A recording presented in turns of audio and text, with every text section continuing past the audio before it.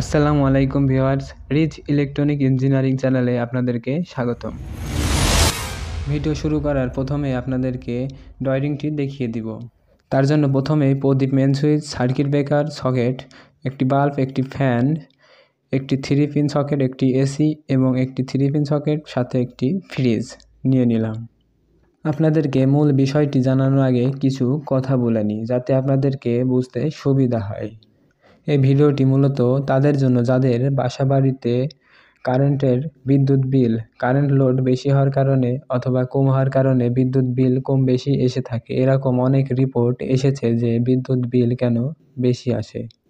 এছাড়াও অন্য একটি বিষয় আছে, আপনারা অনেকেই কনফিউশনে থাকেন যে একটি বাল্ব অথবা একটি ফ্যান অর্থাৎ একটি এসি, ফ্রিজ চালাতে কত আরএম এর তার ব্যবহার করা ঠিক হবে। এই বিষয়টি নিয়ে কিন্তু অনেকেই চিন্তিত থাকেন। তো তাদের জন্য আজকের এই ভিডিওটি শুরু করার আগেই প্রথমেই তোমাদের কাছে একটি ছোট্ট রিকোয়েস্ট থাকবে, আমার এই চ্যানেলটি অবশ্যই সাবস্ক্রাইব করে পাশে থাকবে এবং এরকম ভিডিও পেতে অবশ্যই কমেন্ট করে জানাবে। আর এরকম ভিডিও পেতে অবশ্যই একটি লাইক দিয়ে আমাকে উৎসাহিত করবেন। তো ভিডিওর প্রথমে ড্রয়িংটি দেখাবো, তারপরে চলে যাব মূল বিষয়ে। তো চলে আসলাম ড্রয়িংয়ে। প্রথমে লোড প্রথমে প্রদীপ মেন সুইচে যাবে, তারপরে সার্কিট ব্রেকারে যাবে। সার্কিট ব্রেকার থেকে একটি সকেট, তারপরে বল অথবা ফ্যান ওখান থেকে কানেকশন হবে। এছাড়াও এসি এবং ফ্রিজেও সেই একই লাইনটি যাবে। এখন কথা, কোন লাইনে কত আরএম এর তার ব্যবহার করা ঠিক হবে। তো আমি প্রথমেই দেখাবো মেন সুইচ থেকে সার্কিট ব্রেকার যে লাইনটি যায় সেই লাইনে কত আরএম এর তার ব্যবহার করবেন। এখানে 4.0 অথবা 4.5 আরএম এর তার ব্যবহার করতে পারবেন। এরপরে সার্কিট ব্রেকার থেকে সকেটে যেটা যায় সেটি 2.0 অথবা 2.5 আরএম। এটা শুধু বাল্ব এবং ফ্যান যেখানে থাকবে সেই সকেটের কথা বলছি।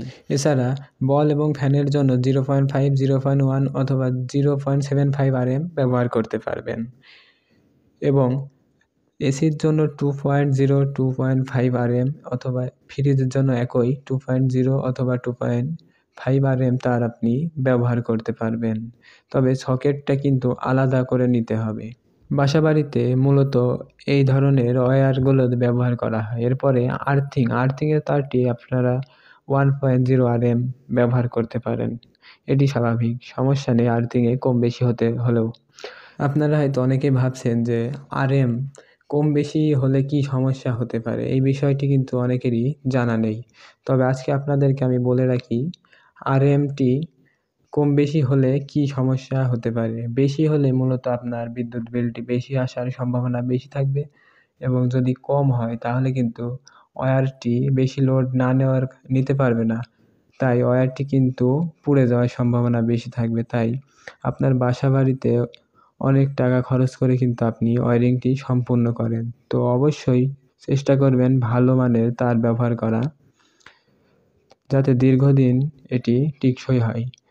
নিম্ন তারেও চলবে, নর্মাল তারেও চলবে, কিন্তু বেশি লোড পড়লে তখন পুড়ে যাওয়ার সম্ভাবনা থাকে। আর যখনই আপনি পাইপের ভিতর দিয়ে দিবেন তখন কিন্তু ভিতরটা পুড়ে গেলে আপনার বেশ খানিক ক্ষতি হবে।